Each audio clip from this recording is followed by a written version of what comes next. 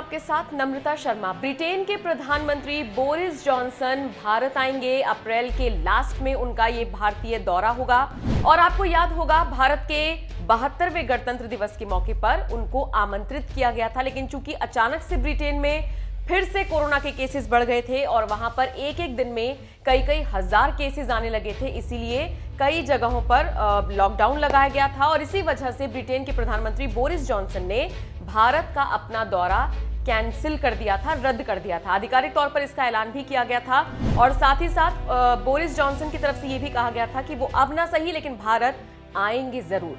अपने वादे को निभाने के लिए बोरिस जॉनसन भारत आ रहे हैं। अप्रैल के आखिरी में उनका ये दौरा बताया जा रहा है और सबसे बड़ी बात यह है कि यूरोपीय संघ से ब्रिटेन के बाहर निकलने के बाद अंतर्राष्ट्रीय दौरा काफी मायने रखता है बोरिस जॉनसन के लिए। जाहिर तौर पर ब्रिटेन और भारत के संबंधों को इससे मजबूती मिलेगी। इसके अलावा कई ऐसे समझौते हैं जिनको लेकर चर्चा होनी है, उन पर भी आगे बढ़ने के आसार जताए जा रहे हैं। वैसे आपको बता दें, न्यूज एजेंसी ANI ने इस बात की जानकारी दी है बाकायदा ट्विटर पर और ये बताया है कि अप्रैल के आखिरी में बोरिस जॉनसन का भारत का दौरा हो सकता है।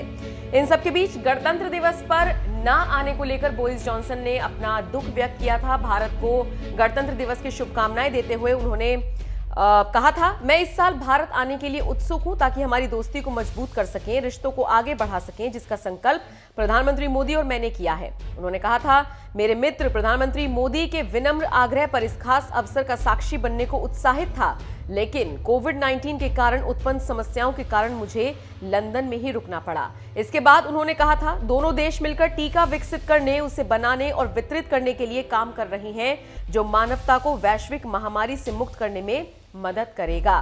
ब्रिटेन, भारत और कई अन्य राष्ट्रों के संयुक्त प्रयासों की बदौलत हम कोविड के खिलाफ जीत दर्ज करने की दिशा में आगे बढ़ रहे हैं। तो ये सारी चीजें बोरिस जॉनसन ने कही थी।